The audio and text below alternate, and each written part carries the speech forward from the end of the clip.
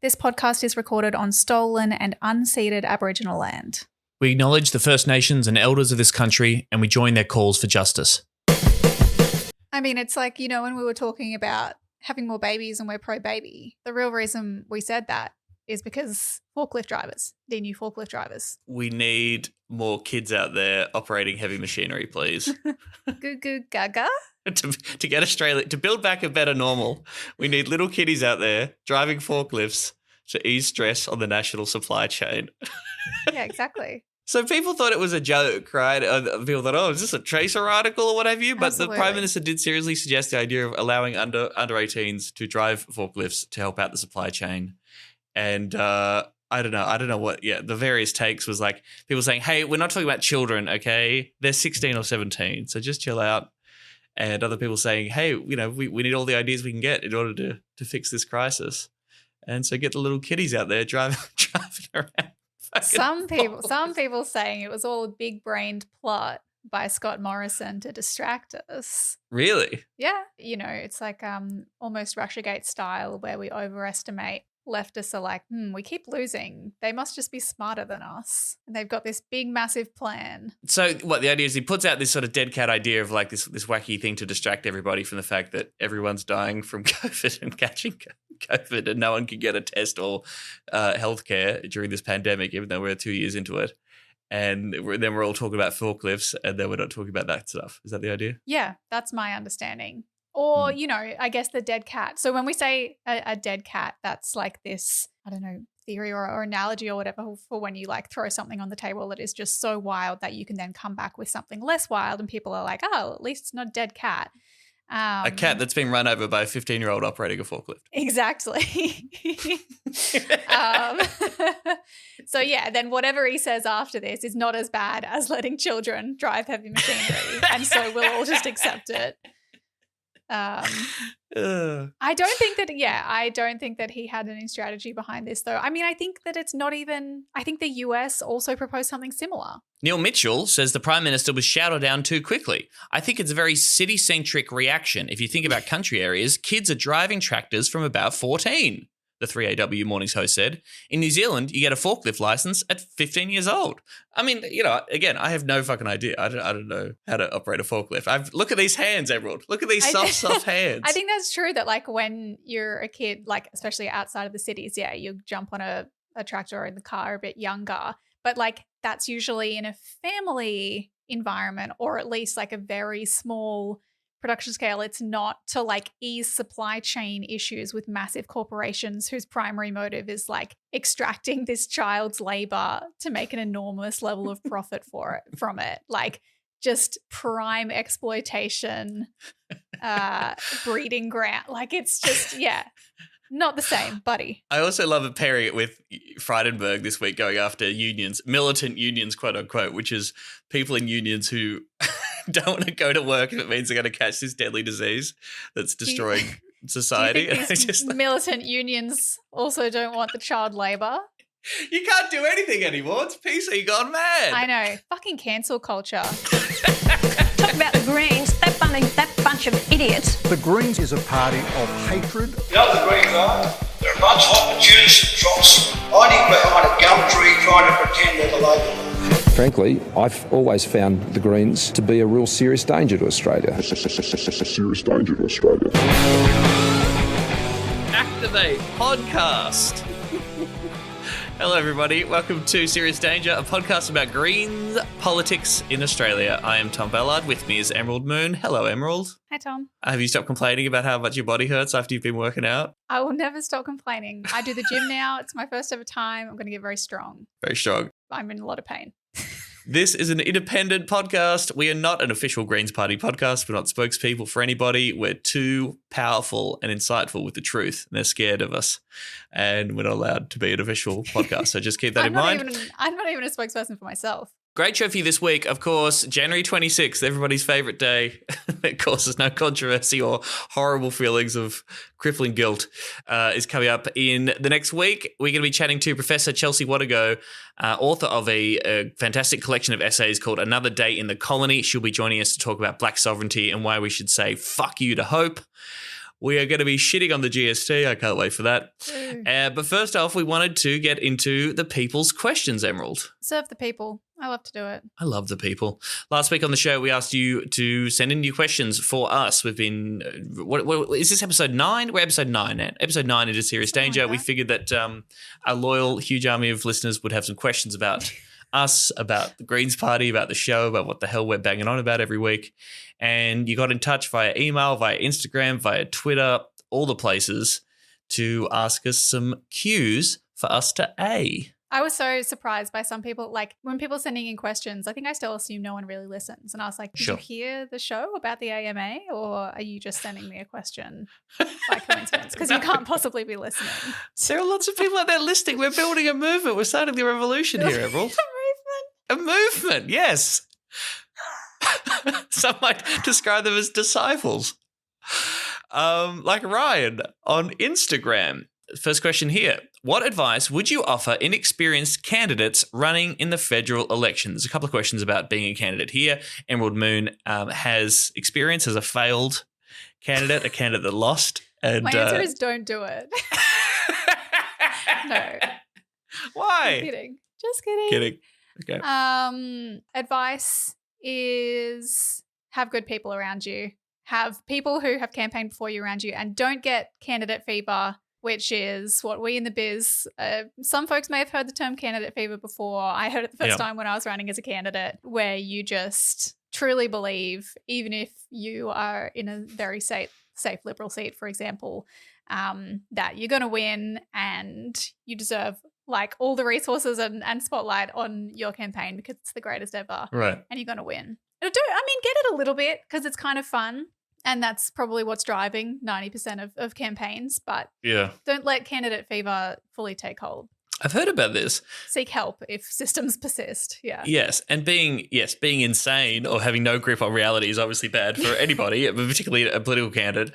But I also think, you need a little bit of delusion to keep you going, to get you to wake up every day. Yeah. The motivation. But then there's like the paranoia side of it where you think that your campaign is so important that everyone is also simultaneously going to vote for you, but also out to get you. Right. Oh, God, it sounds maddening.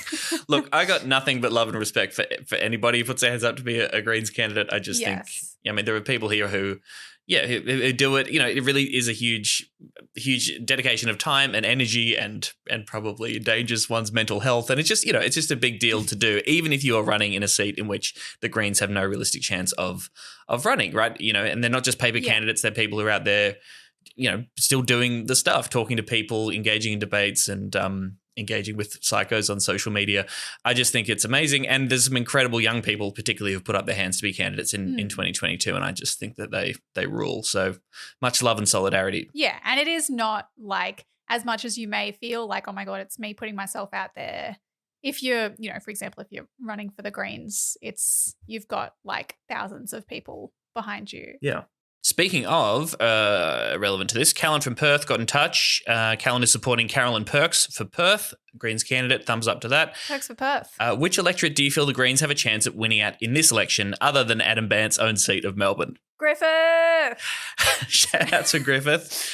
Very quickly, there has been these 10 or 11 targeted seats that the Greens have been talking about where we have a decent chance. And Griffith certainly is up there. A primary vote in 2019 of 23.7%, and that was with a massive swing. There was 6.7% swing to the Greens candidate, Max Chandler-Mather, who was running again in 2022. We've discussed him on the show before, marshalling this extraordinary people-powered campaign, knocking on every single available door in the neighbourhood. And, you're part of it, Emerald. It's going quite well, I assume. Oh, I've done like 2 door knocks because I've been lazy so far. But that counts. Yes. That counts. As someone in Brisbane, I'm required to say Griffith's going to win, and also Ryan, and maybe even Brisbane. Pretty amazing. In Brisbane, the primary vote in 2019 was 22.4%. In Ryan, it was 20.3%. So, around 20% mark. McNamara is this formerly Melbourne Ports in Victoria. Steph Hodgins-May, once again, the candidate there against Labor's Josh Burns, 24.2% is the primary vote there last time. So that it could be a decent chance. The highest primary vote is actually, after Melbourne, of course, is the seat of Wills, with 26.6% in the 2019 election. So that's old school Bob Hawke territory. Peter Cleall, the current member, 26.6% of a primary vote there. Shout outs to Sarah Jefford, who is the federal candidate. 4 Wills for the Greens. Much power and strength to you, Sarah, and to all candidates running everywhere. Yes. I don't know. Is it worth talking about the realistic chances, or is it just like Chance at winning? It doesn't fucking matter, right? Just you campaign your hearts out. It does Your heart matter. out. It does matter very much whether we win. Thank you. No, totally. What But we're it's doing. like there are these list of 10 or 11 seats where the Greens' primary vote is substantial. It's climbing. There's been swings to the Greens in those particular seats. It's still a tough ask. It's an uphill battle. But at the end of the day, as a Greens member, if you want to get involved in your local campaign, fucking do it, Well, yeah. And like beyond those seats, every single seat usually will be fighting to elect someone in the Senate. Yep. And the only way that we win the Senate seats is through those campaigns, in the lower house as well. And Senate is just as important, arguably even more important for the Greens. So Yeah. But also Griffith, you say. But also Griffith. Sorry, I forgot to say also we don't know the answer to this question until we see the sports bet odds. Oh, okay, yeah, that's important. That's the real, From Tyson on Instagram, favorite books, fiction or non-fiction, political or non-political, or just whatever? Didn't you read 1 million books last year? Well, yeah, exactly. So I could only maybe think from the books that I read last year. Actually, one of the least political books I read, but I still think about how enjoyable it was Pure Invention by Matt Alt. And it's about Japanese pop culture. And it just is filled with these like really fascinating little tidbits of info and facts that factoids. And it's just really fascinating, kind of looks at, like trajectory of Japan's economy and politics a little bit and how that tracks over their production of like popular culture. And talk about their debt, the level of debt that Japan is in, even though they're not really, because they're basically doing like MMT, and the central bank just buys up all the debt that Japan's in, and it hasn't resulted in hyperinflation, which means that maybe money's not real and everything's fine. Money's not real. That's true. Money's not real. Like Hello Kitty is. Yes. We should move to a pure Hello Kitty economy. It seems to work out well for Japan. One of the best political books that like changed my life in a way was Eating Animals by Jonathan Safran Foer. I read that years and years ago and was a pretty shitty vegetarian for about 5 or 6, maybe about like 8 years after that, following that. I've since abandoned it because it's delicious and I'm shit. But if you really want an investigation into the way that animals are subservient to our needs and the horrors of factory farming, etc., Eating Animals by Jonathan Safran Foer is very good. And if people are genuinely interested, I did do like a Twitter roundup of the books that I read last Twitter. year. You can see all the books I read. I'm Barack Obama. I'm Barack Obama, everyone. Sure. Fucking whatever. This is from Peter on Twitter. Really enjoying the podcast. Thanks, Peter. Would love to know what you and the Greens make of the influx of independents. Most are small L liberals, ? Pro climate change action, good, but how do other small L liberals policies compare? Help defining small L liberal appreciated. I have so many thoughts about the independents. Indeed. The climate independence I have many thoughts about. Which I would say there's so much to chat about that we should maybe do it in full as a full conversation on a podcast in the future. But it is remarkable. It is, we get to see how much of an influence it will roll out in this upcoming election. Certainly getting a lot of media attention at the moment. And on a very consistent basis, I think if you go through the policies and the issues that many of these independent candidates say is really important to them, you kind of go, hey, you could just join the Greens maybe, because the Greens have been talking all about this and has the advantage of being a political party. But it makes you wonder which of the Greens' policies, economic justice, right, are they not as interested in? Not so much. Or, building a mass movement that can actually take on capital. That's a sneak peek of my take. Well, I think we should do an episode where we talk about it in depth. Damien Irving via Patreon. As someone whose only experience with political party membership is with the Greens, I struggle to get a sense of just how differently or not we operate compared with other political parties. From reading Education of a Young Liberal, I don't know what the fuck that is, but don't read that, Damien, would be my advice. And watching the Adam Somyurek saga in Victoria, it seems like the primary grassroots activity in the Liberal and Labor parties is branch stacking warfare between staffers. So how are the Greens different to these other major parties, both like structurally as a party, I suppose, is the question, Emerald? Well, I have to say I haven't been in any other parties, and someday I've been thinking it would be good to have someone who has been in Labor or even the LNP or the Liberals and then moved to the Greens, who actually knows what it's like differently as a member. But I mean, I do know that the Greens have like good democratic processes and accountability to members. All our policies are set by members at big meetings where we do what we call consensus decision making, which is both incredibly painful and difficult and also very good democracy. We pretty much all have to compromise sometimes and figure out, or like, if not compromise, argue for what we believe in. And sometimes, and get other people to come around and be like, yep, that makes sense. And our MPs are then, accountable to members. The one thing I would say that we are not as democratic on is how we elect the leader.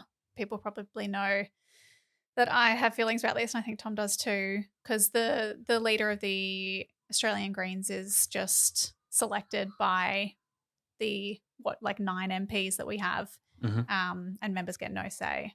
Yeah, it decided by the Parliamentary Greens Party, and there was a vote, was it last year, to try and change that, to try and get direct Maybe in the year before. Election, maybe in the year before, Jesus Christ. Yeah, I think so.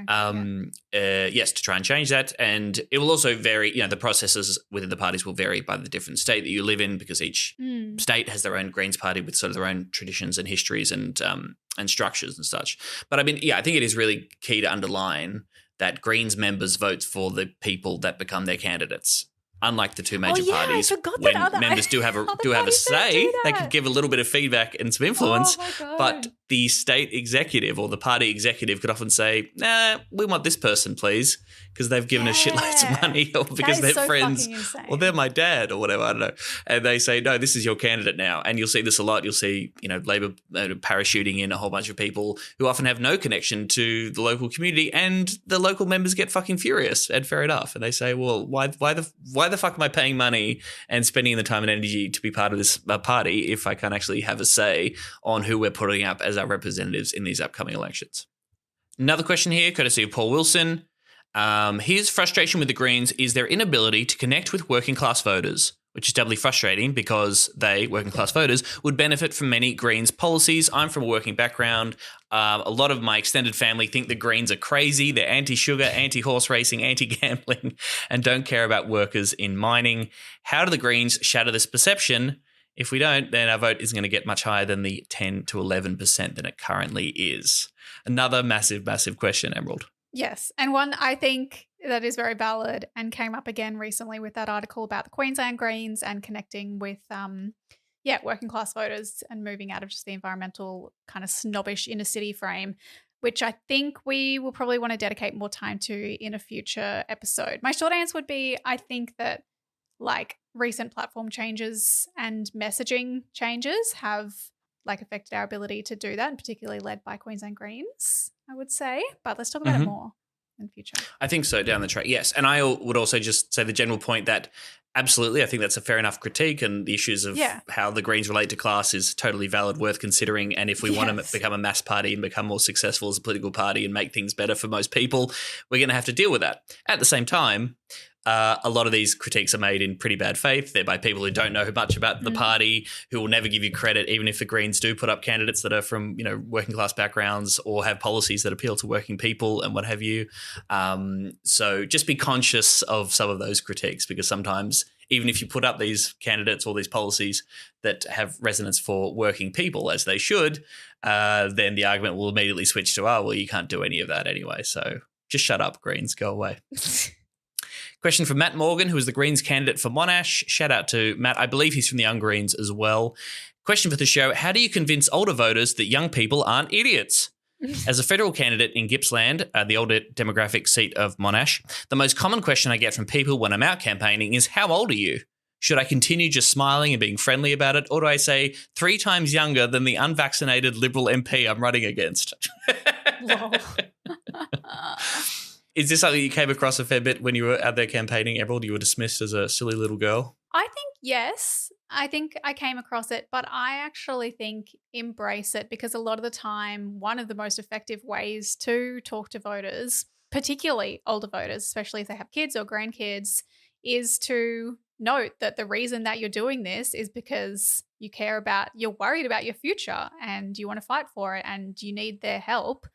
And I think that increasingly, a lot of older people are willing to listen, and seeing someone stand up who's fighting for their future and their friends' future and, their kids' future is very valid and inspiring. Yeah. And as I say, shout out to all young people putting their hands up for this. Yeah. Jordan Still-John, one of the most impressive, members of the Australian Parliament at the moment, is also the youngest. And I think your tactic is right, Matt. I mean, if people say a young person can't be involved in politics, politicians are grown-up, sensible people who know lots of things. And you go, I'm sorry, are you familiar with the current crop of ruling class fuckheads who are ruling over us in the Australian Parliament at the moment? Prove them wrong. Yeah, just go and prove them wrong. Like, the more smart young people run, the less defensible that view will be. Totally. Okay, last question for now. Thanks so much to everybody who submitted questions. You are all legends. We appreciate it. And there were lots of them. If we didn't get to your question, it's not because we hate you or don't like your question. Chances are it's because we want to go into more depth about that question and that issue in future episodes, FYI. But this last one comes from Daniel on Instagram. It's fuck, kill, marry. All right, here are your options, Emerald. Yes. Karl Stefanovic, the Today Show version. Kevin Rudd, Silver Fox and Beard version. Tony Abbott, firefighter version. Kill, fuck, marry those three gentlemen. Fuck. Over to you, Moon. Shit. Oh my God. Well, because I can't not kill Tony Abbott, can I? I guess that's good politics. That's praxis, I suppose, yes. This is all jokes. Anyone from ASIO who's listening, this is all parody jokes. Kevin Rudd would probably be away a lot, but I just don't think I could stand it. Maybe I just marry him and he'll be away a lot. I'll fuck Carl. Yep. And kill Tony. What are you doing? I want to marry all of them. No, I'll go a little bit different. I'll fuck Tony Abbott. I'll hate fuck Tony Abbott. I'll kill Kevin Rudd for backflipping on refugee rights. And I'll marry Karl Stefanovic, because I did interview him once, Karl Stefanovic. He did a little live show I did, and he was actually quite charming. And if you just accept the general Stefanovic vibe, if you just kind of get on board the train and think you're a funny man who does ridiculous things, who I don't have to take very seriously, I think that's probably the key to a successful marriage, My choice was stupid. You're so smart, Tom. Thank you, everybody. Good night. That's why the Commonwealth Government is introducing a new tax system for Australia. It's a system that will move our country forward, not hold it back. All right. I'm about to get a little bit Marxist on y'all. Uh-oh. And talk about taxes. Two certainties in life: Greens being Marxist and taxes. So this week, the alleged economist Stephen Hamilton published an op-ed in the Sydney Morning Herald arguing that lefties should get on board with doubling the GST to 20%. What? Did you see this, Tom? I sure did. Yeah, it's kind of all over Twitter. And I've always been a huge fan of Steve Hamilton ever since he wrote a piece for the AFR where he's about Labor's climate policy, saying, when you're provoking outrage by both the left and the right, it's a good sign you're doing something right. He's one of those guys. Yeah, because he opens the article by talking about how he's a centrist, which already makes me feel very ill. Sure. The article is entitled "Why Lefties Need to Learn to Love the GST." And he goes, if there's a more misunderstood Australian policy than the GST, I haven't found it. I'm a centrist kind of guy. I don't buy into the tribal loyalties on either side. Blah, blah, blah. But so yeah, like when you fucking start with I'm a centrist kind of guy, you've lost me already. But I wanted to talk about... He's right wing. Like, whenever anyone says... you say centrist, you're right wing. And if you are centrist, right, I hate you anyway because, like, have an opinion. You fucking coward. There are like a few arguments. Surely a centrist position would be to go for 5% GST. 5%, yeah, exactly, yeah. Or 10, keep it exactly the same, which is usually what the centrist want. Right, yes, change nothing. Change nothing. He makes a few piss weak little arguments about throughout the article about why he wants to increase the GST. But I wanted to focus on one of at a certain point, he starts arguing that if you want wealth taxes, then you should increasing the GST. So I'm just going to read this. He says, by taxing more of what they earn, a higher GST operates as a kind of Buffett rule, ensuring Warren Buffett, Warren the rich like Warren Buffett, get it, pay no less in tax as a proportion of their income than the middle classes. In this way, the GST is implicitly a wealth tax. Is there any real difference between taxing 10% of someone's wealth and taxing 10% of everything they could ever buy with that wealth? Yes. The answer is yes. Yes. And the reason the answer is, okay, to start, I would like to just let everyone know that I'm not pretending to have read Das Kapital by Marx. I haven't read it. Fucking sue me. I'm sorry. I've read the manifesto, the Communist Manifesto. I haven't read Capital. But I do know that this is just completely ignoring the fundamental characteristics of capitalism, which is the economic system in which we live, that our economic system is driven by accumulation for accumulation's sake. It's driven by money for money's sake. And I did find a quote from Capital that says, the relations of capital assume their most externalized and most fetish-like form in interest-bearing capital. We have here money creating more money, self-expanding value without the process that effectuates those two extremes. And that's relevant because, I think the wealthiest people in our society at the moment are making that kind of interest-based capital, right? The interest-bearing capital, because they just invest their money. They don't spend it. Right. They have shitloads of money, and so they're not spending it on things that they have to pay GST on. Yeah. So the argument does work. I mean, he's sort of saying that, hey, rich people get all this money, but when they buy their Ferrari, then they have to pay GST on that. There you go. But as you're saying, they're just also sitting on giant piles of money at the moment. There's a shitload of capital just sort of sitting there that's just becoming more and bigger and getting more and more money. And a wealth tax would do something about trying to dissuade people from doing that and to try and actually, make capital a little bit more active rather than just sitting there and not actually producing anything. But GST can't help us really do that, I'm afraid. Yeah, I mean, returning to the conversation we had about wealth transfers and how the Productivity Commission was using that concept of relative wealth inequality to talk about how when poorer people get a bigger sum of money, it means more to them. This is where that actually should be applied, because it's for poor people, they spend more of their money because they need to spend more of it for basic necessities of life, whereas wealthy people will just fucking invest it and they make money off of that. Yeah. And this is what makes the GST regressive, right? When we talk about a regressive tax, we're saying that poorer people, we pay a larger proportion of their overall income and wealth on having to pay GST. And of course, the richer you are, the less you care about having to pay GST on various items. Yeah, exactly. So as opposed to a progressive tax, which is theoretically decreasingly so under Liberals, but theoretically where we tax the higher earners more and we tax lower earners less, and we have a certain level of income that's so low that they don't even pay tax because they probably need all of their money to live. Almost again, I guess if you applied, I mean, I wouldn't say that Marxist, that communism or Marxism is predicated on a taxation system. That's maybe another argument. But if you applied the principle of from each according to his means to each according to his need, that's progressive taxation. But yeah, these kind of increasing the GST just has no regard for means.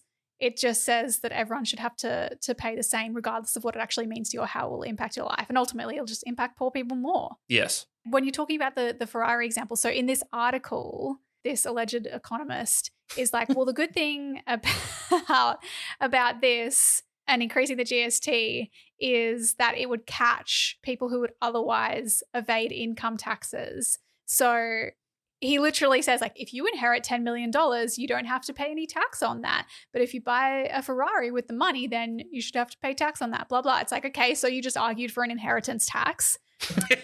Thank you. Good. Yes, true. We agree.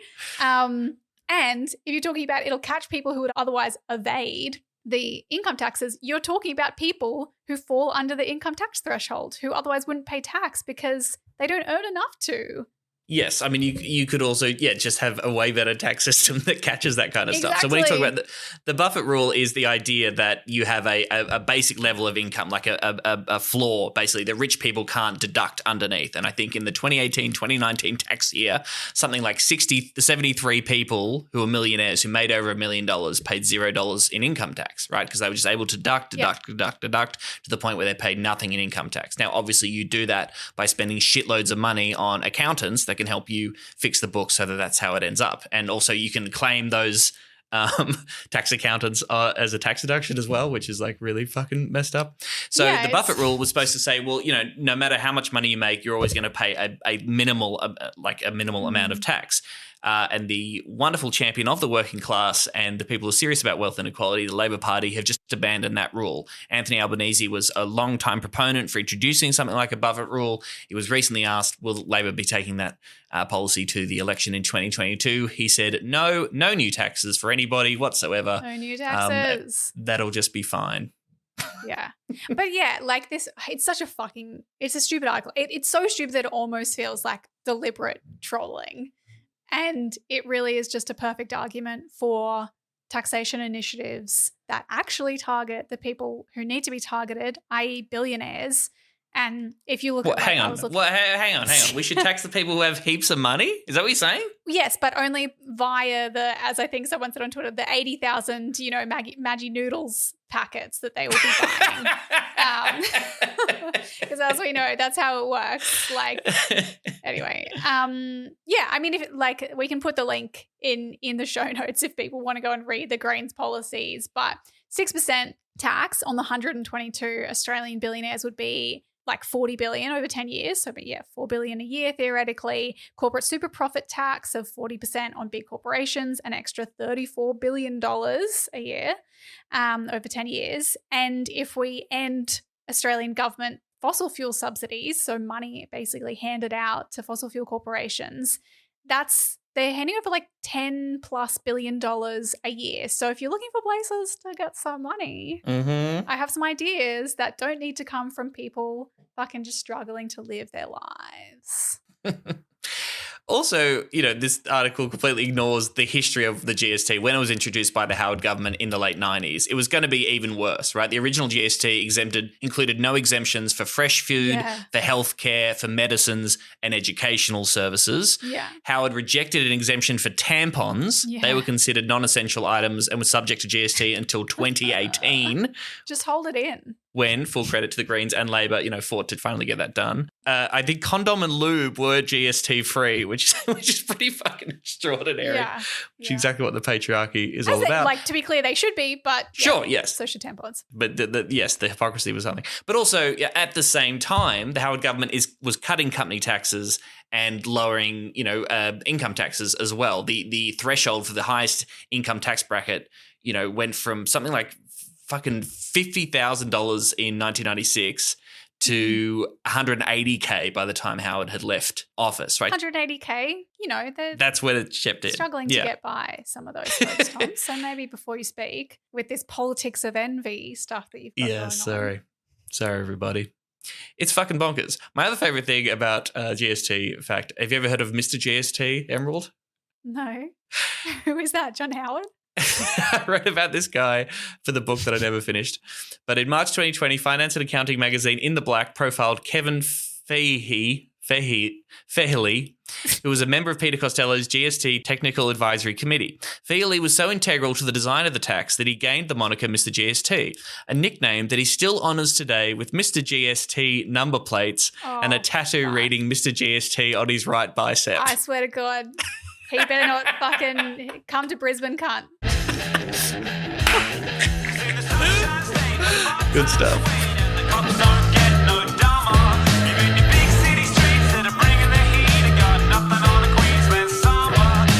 All right, our guest this week is Professor Chelsea Watego, aka Chelsea. She's a Mununjali and South Sea Islander woman born and raised on Yagara country. She was trained as an Aboriginal health worker. She's a prolific writer and public intellectual, former tweeter, not so much these days. Her debut book is a collection of essays entitled Another Day in the Colony. Hi, Chelsea. Thanks so much for joining us. Hi, Tom. Thanks for having me. Look, I'm just on a break. Me and Twitter are just on a break. What happened? Did it burn you? It was a bit of a new year, new me kind of moment. I've got a hell of a lot of work to do, both at home with 5 kids and with work life and my other side hustles. So I need some time to just focus on some of that stuff. Your brain can rebuild the pathways it loses. Yeah, and, you know. You got to make time, Chelsea. Twitter's important, and you need to dedicate the time and energy to getting angry online and just arguing with randoms. That's really important. I mean, my apologies to Blackfella Twitter, but I'm actually not missing it. Not surprised. Miss the mob, but I've just got stuff to do. Yeah. Well, Another Day in the Colony sort of originates from Blackfella Twitter. It's an expression that kicks around a lot, and it is the title of this collection of essays of this book that was released towards the end of last year. For folks who don't know, what is the colony? What are you referring to when you mention the colony, and where did that expression sort of come from?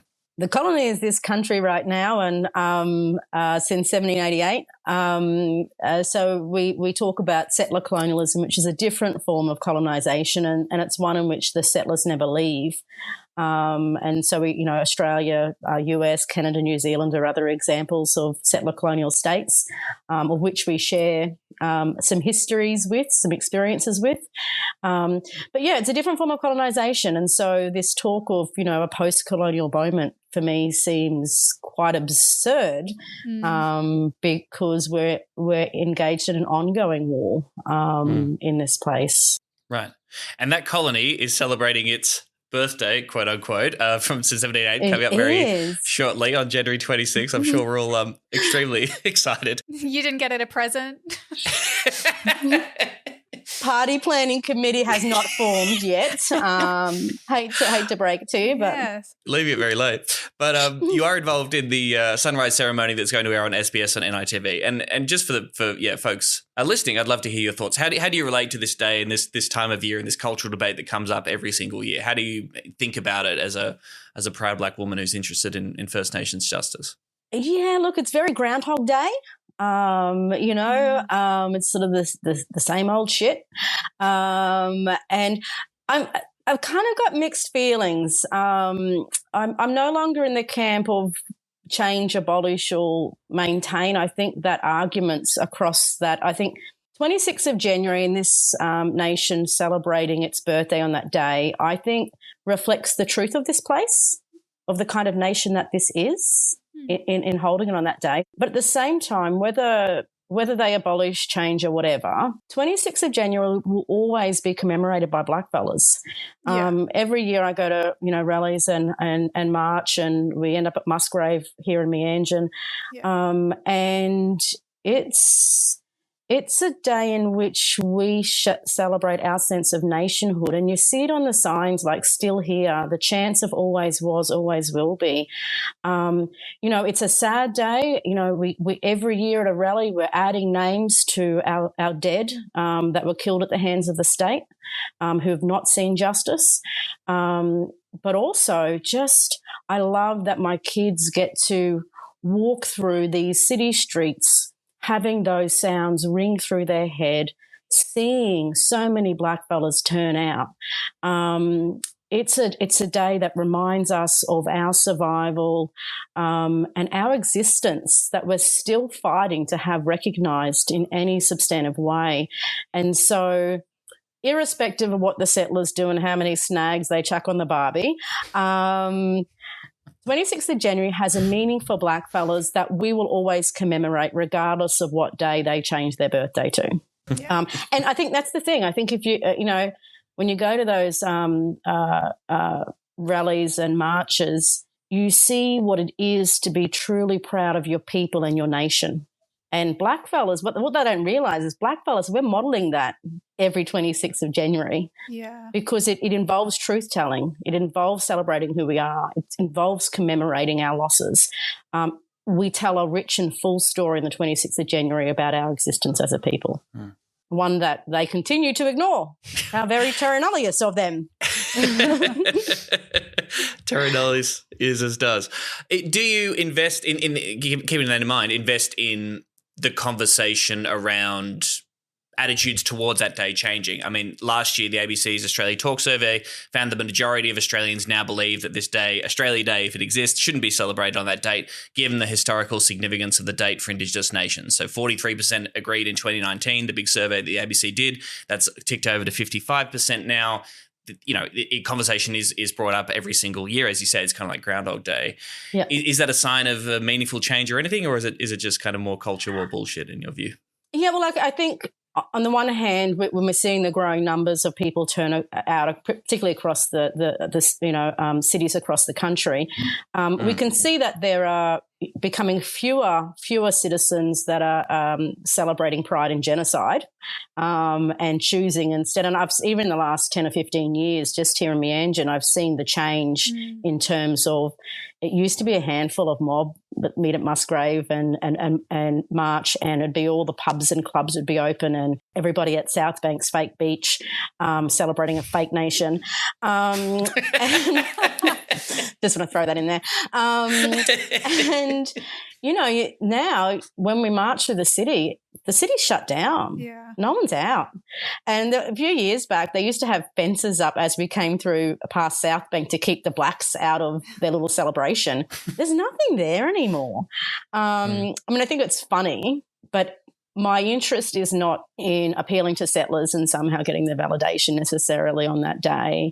So I no longer invest in the argument or the debate because everyone knows it's ridiculous to celebrate this nation's birthday on that date. We know the nation has a much richer and longer story that started way before 1788, and it's this nation's refusal to see that. Every year we have a former or current PM that tells this lie about the modern Australia and the modern nation. It's a load of bullshit. We're the oldest living culture in the world. Why wouldn't you be proud of that? Why wouldn't you want to celebrate that, amplify, recognise, all of that? This day and the way in which the nation state commemorates it tells us the truth about where we're at when it comes to the relationship between settlers and blackfellas. Yeah, I think one of the when I first started going to the rallies in Brisbane, Meanjin on 26 January, and as a white person marching along and you're chanting all the chants, and then there's always the chant that goes, who owns this land? And the response is, we do. And that, I think, is a pretty stark moment for a settler to then be like, oh, that's right. Who's organising this rally? Who is this rally for? Who's this about? Yeah. Which is what I really like about your approach. So what do? You whisper, they do? Or I don't, every time. I think I just be quiet. That's probably orkies. Yeah. It's funny though, because I think a lot of the white people are like, oh, what do I do here? Yeah. Probably just shut up. It's very hard for us to do, though. We do love talking. It's very important. That's right. That's why it's so confronting. Well, Chelsea, this week ahead of the 26th, the Greens political party are going to be revealing their Truth Treaty and Voice Policy Initiative. It's led by Senator Lydia Thorpe. And I'd be interested in your thoughts because, more details to come and we'll maybe reflect on them on the show next week once it's out there into the public sphere. But she says, in announcing this initiative, this day of mourning, let's transform our grief into hope for the future through truth telling and treaty. And we love hope. Everybody loves hope. It just makes everybody feel nice and good. Right? In your book, you have an entire essay entitled "Fuck Hope," in which it's pretty. Sorry, not sorry. You're making the case for retiring hope as a strategy for Black emancipation, and you're really calling to embrace nihilism as a part of that emancipation, or more realistic path to perhaps a better future, or to true living sovereignty for Black people in this country. Can you tell us more about that argument? I'd love to hear you talk more about that. Oh, look, it's a whole essay. How do I paraphrase? So it's drawn the case for nihilism. I'm not really making case for nihilism, I guess. I've drawn upon Paul Beattie's The Sellout when he talks about stages of blackness, and he talks about this final stage as unmitigated blackness, and it's they're not giving a fuck, you know. It's the night in jail, the serious actor. It's no longer caring about appealing, and what I liked about what's refreshing about that is he said sometimes it's the nihilism that makes life worth living, and so. It's the life worth living stuff, you know, as a people with tragically high suicide rates. This current strategy of hope, of new days, a new dawn's breaking, a brand new day, it's betrayed us. It's failed us. And I've seen too many broken fellas betrayed by hope, you know, that go to work in white institutions in the hope of change, in the hope of that they can fix things. From my own home here with my ex-husband as a former police officer, to Aboriginal health workers working in the health system, to Indigenous liaison officers in schools, to private companies who have all been broken by the lie of hope, having invested so much in it. And so for me, I love truth-telling. As ugly as it is, as Jimmy Chi refers to it as, sometimes the truth is too ugly. Truth for me offers a sense of freedom, and it means that the strategies that I deploy then are very different. And I'm really interested in if we accept that we're in an ongoing war with the state and all of its institutions, we need to think about how do we preserve black bodies in that war? How do we better armour them up? And hope is something that has taken our armour away and made us more susceptible to the violence of racism that we experience, because it rests on the idea that at the heart of things, settlers and all of their institutions are caring, are benevolent, are virtuous and are innocent. And if we look to the foundations of this place, it's always been violent, physically, psychologically, you name it. So when I say giving up hope, it does not mean we don't fight, that we don't have anything. And what I return to is the premise of remembering who the fuck we are and where we come from. As blackfellas, we start every engagement with each other as that. And so when we go into battle, we should be foregrounding Indigenous sovereignty, our own, individually and collectively, and not vesting it in the hope of white people because, sorry, they failed us. There was an article in the Monthly, I think, last month by Megan Davis about truth-telling that was sort of about like beware the allies spruiking truth, you know, in the absence of justice, where it's just about dragging black people's trauma out to kind of make white people feel better and then be like, okay, we can move on now that we've done that. Yep. What do you think of that? Yeah, look, I haven't read it, but I've had yarns with Megan about truth-telling. Yeah. I have a real issue with truth-telling because typically it means us bearing our wounds, us speaking of our trauma, while at the same time ignoring the violence of the state, both past and present. And very rarely do we get to tell the truth about the state. And I've had that experience as an academic. Commissioned reports for coronial inquiries or commissioned reports for the Queensland government where they've tried to silence those reports that tell the truth about state-sanctioned violence. And so viciously, even though it's referenced and footnoted and evidence-based, the state is fairly insistent upon continuing the lie of this place and the lie of their presence. And so for them to preach about truth-telling when they won't tell the truth about who they are, that's the issue. And so when I say about let's tell the truth, let's tell the truth about this place, and then we get to remember the truth about who we are as a people. Yeah. You know, it's so bad. I hate the trauma discourse. And sorry to the trauma people, and I know trauma-informed practice, and it's really important. But that trauma discourse has been weaponized against us. I mean, Muriki Onus, I remember, tweeted last year about, you know, the problem with that trauma story is and intergenerational trauma particularly, is that it says that there was something wrong with our grandparents in how they tried to survive in this place, that it's a failing of us as a people. And instead, I mean, the response to trauma often isn't structural. It's always about remedying individual behaviours, and it always seems to turn out that the answer is more control over blackfellas. That's interesting. alcohol management plans, emergency interventions. It legitimizes the state to continue to exercise further control of our lives in every aspect of our being. And we need to be really conscious about how that discourse is working upon us. Yeah, all the focus is on the problems with First Nations people, not problems with the state. Maybe some self-reflection. Right. Yeah, Yes. and even the intergenerational stuff, it's like it's continuing. Like we have, second generation deaths in custody. Yeah. Like it's not a past thing, it's ongoing. And so to talk about trauma as intergenerational, often it's seen as the problem happened somewhere back then, and now it's up to us to fix it. Yeah. Yet it's still happening, and there's still no response to the perpetrator in any of this. It's all about victim blaming. Just so I get this argument sort of straight in my head, if I can, and maybe it's not for me. You've made the point that some of this book is not primarily for pale people like me, and that's totally fair enough. Exactly but when we talk about the shit that First Nations people face in this country, and the intervention.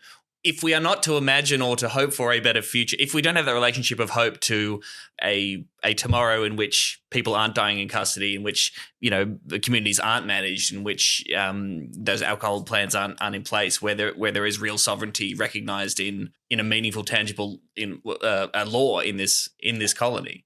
If we are not to relate to that through hope, how do we get there? How do we envision? How can we fight for it? If not without the hope as the guiding light? Yeah, I mean, so I think hope's a useless strategy. I think, progress is a lie in a settler colonial state.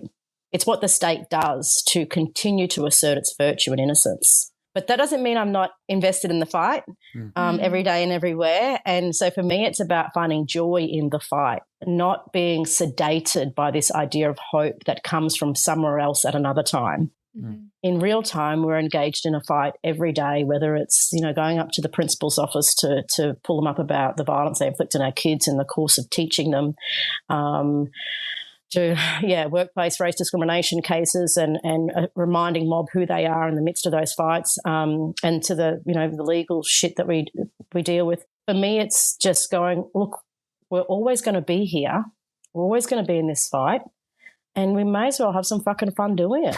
And how do we have fun doing it? Or and as, for me, as white people would say, live in the moment. Live in the moment. Live, laugh, love. YOLO. Is that what you're saying? Okay, got it.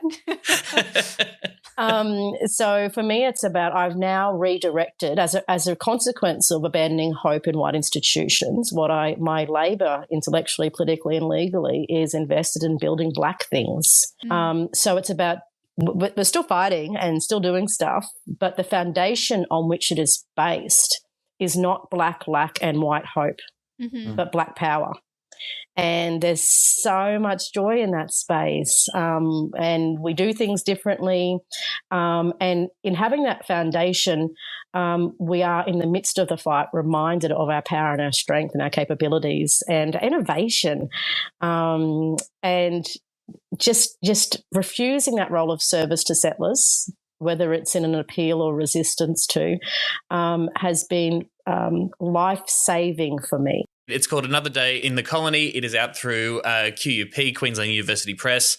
Dr. Watego, Chelsea, thank you so much for spending time with us, and all the best, for this week, I suppose, or your ongoing sovereignty. And we really appreciate we'll have some your fun. time. We'll have some fun this There will week. be fun. There will be joy. Their party. Some of the focus on issues like the date or the anthem are simply a distraction from the hard choices and hard decisions that need to be made about those other issues, because they have proven to be intractable. Yeah, and those issues aren't being you can do. Those issues aren't being we shouldn't sideline those issues and focus on these trinkets. Yeah, well, those issues aren't being fixed, and it's not just the current government; it's previous governments as well. I mean, That's right. So, folks, if you're looking for something to do this week, it should probably be about the 26th of January, particularly if you're not Indigenous. Give money to a local First Nations organisation if you can. There's a website, paytherent.net.au, where you can contribute, but ultimately if there's a local First Nations group in your area, best to support them. You can also, there are a few rallies that are happening around different cities. Some are online, a lot are online, some are in person. I think there's an in-person one in Brisbane. If you're thinking of going to a rally in person, use common sense, like stay home if you have any symptoms or you've been in close contact of COVID, wear your N95 mask, stay distant from other folks. Otherwise, jump on an online event. We can put some links in the show notes. And you can also donate to support the 3-day conference that the Aboriginal Tent Embassy is holding over the 25th, the 26th and the 27th of January. Yes, it is the 50th anniversary of the Aboriginal Tent Embassy, which is pretty fucking amazing, and an extraordinary history of that part of First Nations resistance and justice. Anything you can do to help them out would be awesome. Perhaps most important, if it's on the 26th of January, making it known to friends and family around you why you're not celebrating Australia Day that day, and talk to folks about the real history of this country and what you're doing instead. That's our show for this week. Thank you so much for listening. Thank you very much for submitting your questions. We love yous. We hope we did those questions justice. Serious Danger is produced by the wonderful Michael Griffin, made possible with the help of the Green Institute. You can rate and review the show on Apple Podcasts or wherever you're listening. We got a shit review, Emerald. We've made it. I know. This is a 1-star review. Listening to wannabe intellectuals make lame jokes is too depressing / wince-inducing for my liking. High school politics students have more interesting things to say. I mean, that's probably true. Go listen to some high school politics students then. Yeah, get them on the board.